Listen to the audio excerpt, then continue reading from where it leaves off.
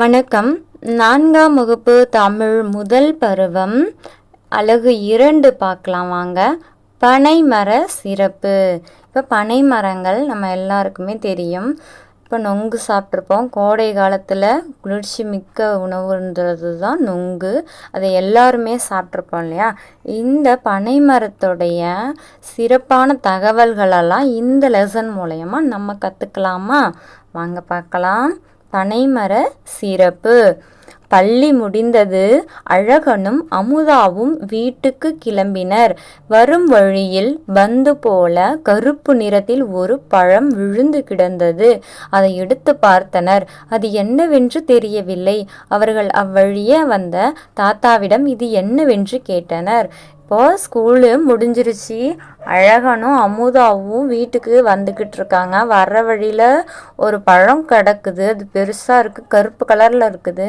அப்போ அந்த வழியில் ஒரு தாத்தா வராரு. இது என்ன பழம் தாத்தா, இது என்ன தாத்தா அப்படின்னு சொல்லி அதை காமிக்கிறாங்க. அழகன், தாத்தா இது என்ன பழம்? தாத்தா, இதுவா, இதுதான் பனம்பழம். இப்போ அழகன் சொல்கிறான், இது என்ன பழம் தாத்தா? இது பனம்பழம்னு சொல்கிறாரு. அமுதா கேட்குறாங்க, இந்த பழத்தை தின்னலாமா தாத்தா? இப்போ இது சாப்பிடலாமா கேட்குறாங்க. தாத்தா சொல்கிறாரு, தின்னலாம், மிக சுவையாக இருக்கும். சுட்டு அல்லது வேக வைத்து தின்ன வேண்டும். இப்போது பழமாயிடுச்சு. நொங்கு என்னவாயிடுச்சு? பழமாக இந்த கலரில் இருக்கும். இது பழம், சரியா? அந்த பழமானது எப்படி சாப்பிட்ணும்? சுட்டு வேக வச்சு சாப்பிட்ணும். நம்ம நொங்கு காயாக இருந்ததுன்னா நம்ம வெட்டி சாப்பிடுவோம். அது ஒயிட் கலரில் இருக்கும், டேஸ்ட்டாக இருக்கும் இல்லையா? இது பழம் பழுத்ததுனால சுட்டு வேக வச்சு சாப்பிட சொல்கிறாங்க. இப்போ பாருங்கள், இதுதான் இந்த பனை மரம். எல்லாருமே பார்த்துருப்போம் இல்லையா? அமுதா கேட்குறாங்க, இந்த பனை மரத்தால் நமக்கு வேறு என்ன பயன்? எனக்கு நொங்கு மட்டுமே தெரியும். அமுதா சொல்கிறாங்க, நொங்கு சாப்பிட்ருக்கேன், அது மட்டும்தான் எனக்கு தெரியும். இந்த மரத்தினால என்ன பயன் கிடைக்கிது தாத்தா அப்படி சொல்லி அமுதா கேட்குறாங்க. தாத்தா சொல்கிறாரு, நொங்கும் பனங்கிழங்கும் உணவாக பயன்படுகின்றன. பனை ஓலையால் கூடைகள் முளையலாம். இப்போ நொங்கு பனங்கிழங்கு சாப்பிட்லாம். அப்புறம் அந்த ஓலை இருக்கு இல்லையா மரத்தில், அந்த ஓலையை வச்சு கூடை பின்னலாம். அதான் கூடைகள் முடையலாம். கைவினை பொருட்கள் செய்யலாம். கூரை வேயலாம். பனஞ்சாறு எப்படி யூஸ் பண்ணுறாங்க பாரு. பனஞ்சாறு பதநீராகவும் கற்கண்டாகவும் கருப்பட்டியாகவும் பயன் தருகிறது அப்படின்னு தாத்தா சொல்கிறாரு. அழகன், அப்படியா தாத்தா? தாத்தா, ஆமாம் அழகா. அது மட்டுமல்ல, பண்டைய இலக்கியங்கள் கூந்தல் பனை என்னும் பனை ஓலைகளில்தான் எழுதப்பட்டன.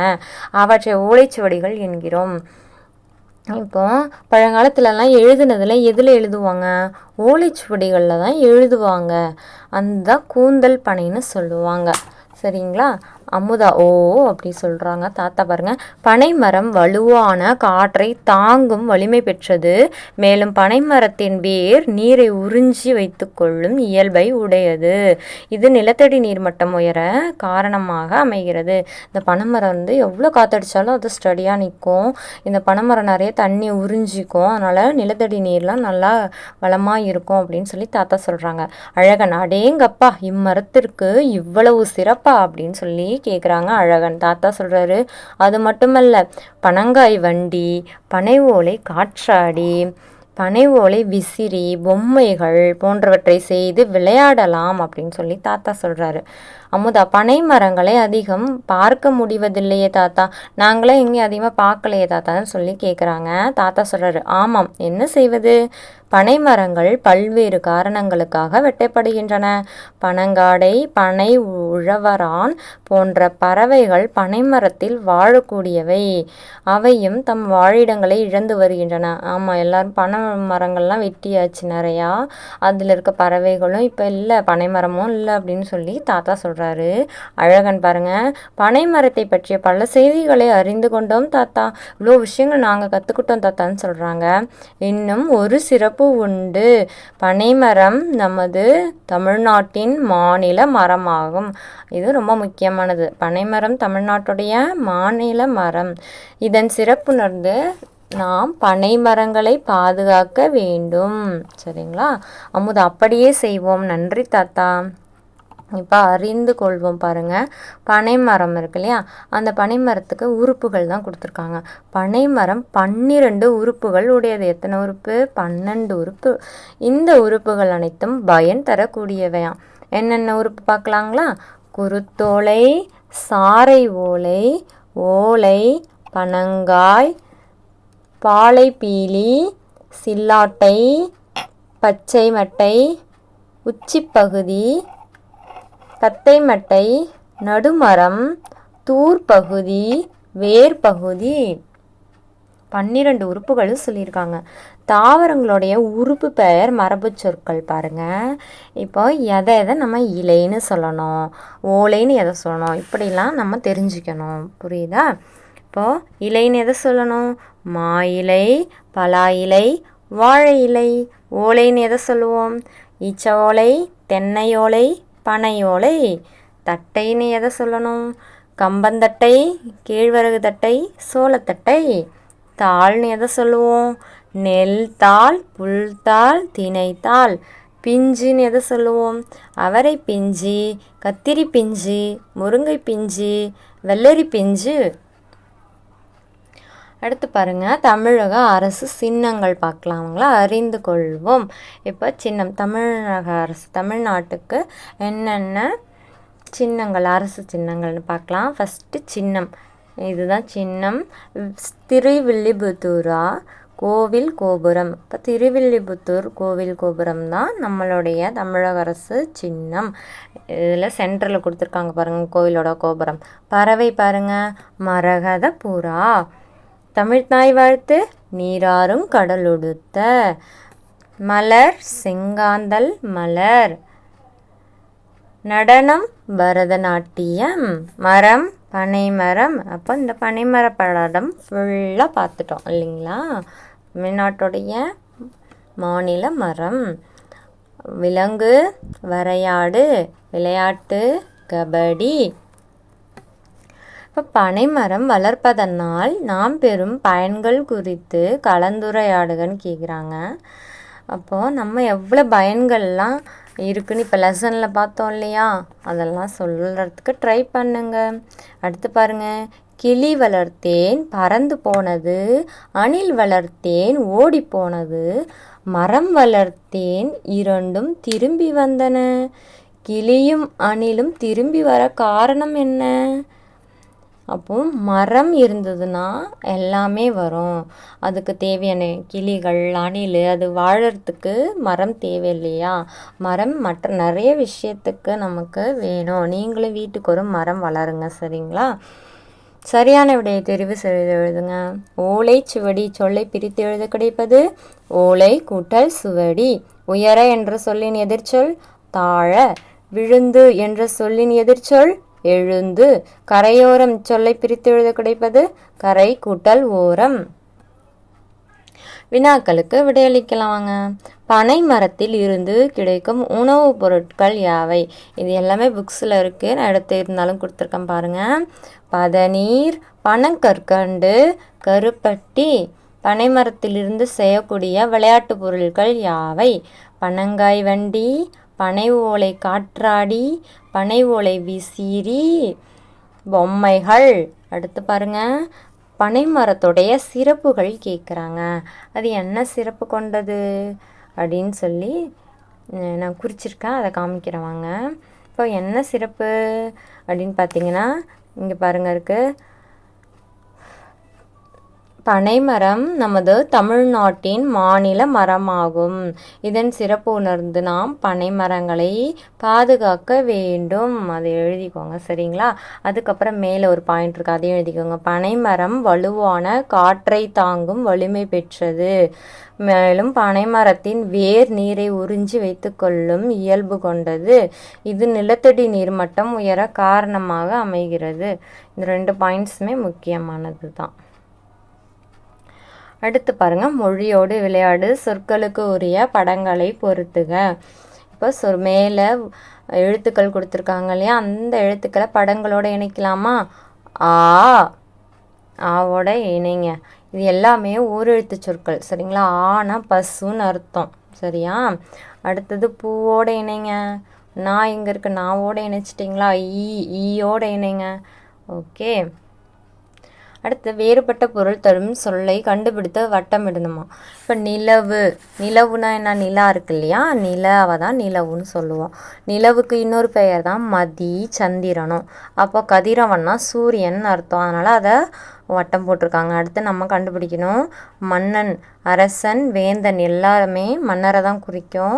மந்திரின்றது அமைச்சரில் தானே, அதனால் அதை ரவுண்ட் பண்ணி காமிங்க. அம்மா, அன்னை, தாய் ரெண்டுமே அம்மாவை தான் குறிக்கும். மழலைன்றது குழந்தைய குறிக்கும், அதனால் அதை ரவுண்ட் பண்ணிக்கோங்க. குதிரை, நரி, பரி, புறவி. இப்போ குதிரையை வந்து பரின்னு சொல்லலாம், புறவின்னு சொல்லலாம். நரின்றது வேற விலங்கு, அதை ரவுண்ட் பண்ணிக்கோங்க.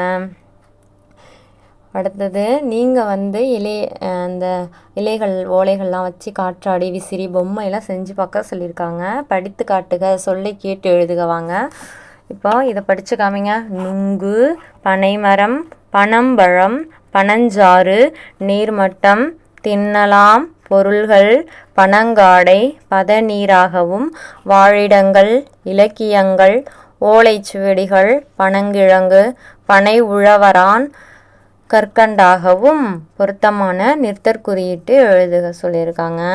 இப்போ தாத்தா இது என்ன பழம் அப்படின்னு சொல்லி கேட்குறாங்க. இப்போ தாத்தான்னு ஆச்சரியமாக கேட்குறாங்க. ஓகேவா? இது என்ன பழம்? கொஸ்டின் மார்க் போட்டுக்கோங்க. இந்த பழத்தை தின்னலாமா தாத்தா?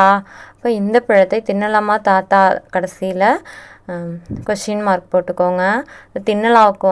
தின்னலாமா முடிஞ்சதும் கம்மா போட்டுக்கோங்க. அடேங்கப்பா, இம்மரத்திற்கு இவ்வளவு சிறப்பா? அப்போ அடேங்கப்பா அது ஆச்சரியக்குறி போடுங்க. இம்மரத்திற்கு இவ்வளவு சிறப்பா கடைசியில் கேள்விக்குறி. அவற்றை ஓலைச்சுவடிகள் என்கிறோம். ஃபுல் ஸ்டாப் மட்டும் வச்சுக்கோங்க. அடுத்து விசிறி, பொம்மைகள் போன்றவற்றை செய்யலாம். இப்போ விசிறி, பொம்மைகள் போன்றவற்றை செய்யலாம். ஃபுல் ஸ்டாப் வச்சுருங்க. இப்போ ஐம்பால் அறிவோமாங்க. ஐம்பால் திணையின் உட்பிரிவை தான் என்னன்னு சொல்லுவாங்க? பால்னு சொல்லுவாங்க. அப்போ திணையோடைய உட்பிரிவு பால். பால் என்று சொல்லிற்கு பகுப்பு என்பது பொருள். அப்போ திணையோடைய உட்பிரிவு என்ன? பால். பால்னா பகுப்பு அப்படின்னு பொருள் சொல்லியிருக்காங்க. அப்போ திணையை ரெண்டாக பிரிக்கிறோம். என்ன அப்படின்னு பார்த்தீங்கன்னா உயர்திணை, அக்ரிணை. எதை ரெண்டாக பிரிக்கிறோம்? திணை, உயர்திணை, அக்ரிணை. உயர்திணைனா என்ன அப்படின்னா மனிதர்கள். அக்ரிணைனாலே மனிதர்கள் இல்லாத மற்ற எல்லாமே அக்ரிணை தான். அப்போ உயர்திணையில் யார் மட்டும்தான் வருவாங்க? மனிதர்கள். அக்ரிணையில் மனிதர்கள் இல்லாத எல்லாமே அக்ரிணை தான். இப்போ உயர்திணையை மனுஷங்களை 3ஆக பிரிக்கிறாங்க. ஆண்பால், பெண்பால், பலர்பால். அதாவது ஆண்கள், பெண்கள், அப்புறம் நிறைய பேர் சேர்ந்து இருந்தாங்கன்னா அதான் பலர்பால். ஓகேவா? அக்ரிணை பாருங்கள், ஒன்றன் பால், பலவின் பால். அக்ரிணைனா ஒன்றன் பால்னா ஒன்று இருக்கும், இப்போ ஒரு புறா இருக்கும். பலவின் பால்னா பல புறா, 10 புறா இருக்குன்னு வச்சுக்கோங்க, அதான் பலவின் பாலை தான். சரிங்களா? ஒன்று இருக்கும், பல இது இருக்கும், அதுதான் பலவின் பால். இப்போ புரியுதா? இப்போ உயர்திணை எப்படி பிரிப்பாங்க? ஆண்பால், பெண்பால், பலர்பால். அக்ரிணை ஒன்றன் பால், பலவின் பால். இப்போ பால் வந்து 5 வகைப்படும். அது என்னென்னு பார்த்தாச்சு. இதுதான் கீழே இருக்கு இல்லையா, அந்த 5 தான். ஆண்பால், பெண்பால், பலர்பால், ஒன்றன் பால், பலவின் பால். ஓகேவா? இப்போ உயர்திணைனா என்ன? ஃபஸ்ட்டு மனிதர்களை மட்டும் குறிக்கிறது. மனிதர்களை 3ஆக பிரிச்சிருக்காங்க இல்லையா, ஆண்பால், பெண்பால், பலர்பால். அதை நம்ம வரிசையை பார்க்கலாமா? ஒரு ஆணை மட்டும் குறிப்பது ஆண்பால் எனப்படும். ஆணை மட்டும் குறிக்கும், ஆண்களை. அப்போது எடுத்துக்காட்டு பாருங்க. முகிலன், சிறுவன், அவன், இவன், அவர், இவர். இது எல்லாமே ஆண்களை குறிக்கிறதுனால ஆண்பால். அடுத்து பாருங்க, ஒரு பெண்ணை மட்டும் குறிப்பது பெண்பால் எனப்படும். பெண்களை குறித்து அதுக்கு பேர் என்ன? பெண்பால். எடுத்துக்காட்டு கவிதா, தோழி, இவள், அவள். இதெல்லாம் பெண்களை குறிக்கிறதுனால பெண்பால். அடுத்தது பலர்பால்னா எல்லாரையும் பொதுவாக குறிக்கும், எல்லாரையும். சரிங்களா? ஒன்றுக்கு மேற்பட்ட மனிதர்களை குறிப்பது பலர்பால். அதை பாருங்கள், மக்கள், மாணவர்கள், அவர்கள், இவர்கள். மனுஷங்க ஃபுல்லாக 3 டைப்பாக பிரிச்சுட்டாங்க, அதை பார்த்துட்டோம். ஆண்பால், பெண்பால், பலர்பால். இப்போ பார்க்குறது அக்ரிணை. அக்ரிணையில் 2ஆக பிரிக்கிறோம். ஒன்றன் பால், பலவின் பால். ஒன்று இருக்கும், பல இது இருக்கும். இப்போ பாருங்கள், அக்ரிணையில் ஒன்றை மட்டும் குறிப்பது ஒன்றன் பால் எனப்படும். எடுத்துக்காட்டு பாருங்கள், பந்து எல்லாம் ஒன்று தான் இருக்கும். பந்து, காகம், மான், பூ, அது, இது. அடுத்து பாருங்கள், நிறையா இருக்கும். அக்ரிணையில் ஒன்றுக்கு மேற்பட்டவற்றை குறிப்பது என்ன? பலவின் பால் எனப்படும். எடுத்துக்காட்டுகள் பாருங்கள், விலங்குகள், நாற்காலிகள், தாவரங்கள், பறவைகள், அவை. இதெல்லாம் என்னது? பலவின் பால். ஒன்றுக்கு மேலே போயிடுச்சுன்னா பலவின் பால். இப்போ 5 பாலையும் நம்ம பார்த்துட்டோம். ஆண்பால், பெண்பால், பலர்பால், ஒன்றன் பால், பலவின் பால். ஓகேவா?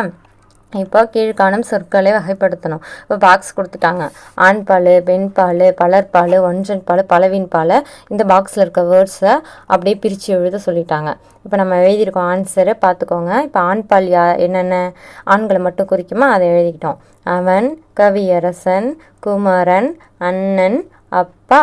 அடுத்தது பெண்பால், பெண்களை மட்டும் குறிக்கும். பெண்கள், தங்கை, அம்மா, கவிதா. பலர்பால்னா பொதுவாக இருக்கிறவங்கள, மனிதர்கள்லேயே பொதுவாக அதிகமான பேர்களை குறிக்கிறது. இவர்கள், மாணவர்கள், விவசாயிகள். அடுத்து ஒன்றன் பால், அக்ரிணை. சரிங்களா? மனுஷங்க இல்லாதவங்கள வரும். ஒன்று மட்டும் குறிக்கும், அதான் ஒன்றன் பால். வீடு, செடி, நாற்காலி, நாய்.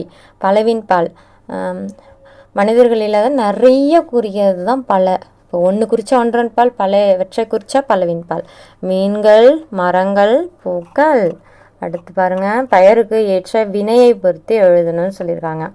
வினைனா ஆக்ஷன், ஏதாவது ஒரு செயல் செஞ்சால் அதான் வினை. ஓகேவா? இப்போ பெயர் முன்னாடி கொடுத்துருக்காங்க, அதுக்கு என்ன வினை? வினைனா என்ன செயல் செய்கிறாங்க, அவ்வளோதான். ஓகேவா? இப்போ அவள் என்ன பண்ணுறா? பொருத்தி நீங்கள் பார்க்கணும். ஃபஸ்ட்டு அவன் இருக்குது, அவன். அப்போ அவன் இருக்கிறதுக்கு இங்கே மேட்ச் பண்ணி பார்க்கணும். ஆடினால் வருமா, ஓடியதா, வரைந்தானா, பறந்தனவா, பாடினார்கள். இப்போ நமக்கே தெரியுது, அவன்னாலே வரைந்தான். இப்போ அவன் வரைந்தான்னு எழுதியிருக்கோங்க. அடுத்து அவள்னு வந்தால் ஆடினாள், பெண்பால். அவர்கள் நிறைய பேர் குறிக்குதா, பாடினார்கள். அதுன்றது ஒன்று மட்டும் குறிக்குதா, அது ஓடியது. அவை நிறைய, அவைன்னு நிறைய, அப்போ பறந்தன. குறிச்சிட்டிங்களா? ஓகே, இதில் நம்ம ஃபுல்லாக பாடம் கம்ப்ளீட் பண்ணிட்டோம். புக் பேக் எக்ஸசைஸ் எல்லாத்தையும் பார்த்துட்டோம். குறிப்பாக நம்ம இன்றைக்கி திணை பார்த்துருக்கோம், எதிர்திணை, அக்ரிணை. அந்த 5 பால வரிசையாக பார்த்துருக்கோம் இல்லைங்களா? சரி, ஓகே. ப்ளேலிஸ்ட்டில் லிங்க் கொடுக்குறேன். அடுத்தடுத்த வீடியோ பாருங்கள். தேங்க்யூ ஃபார் வாட்சிங்.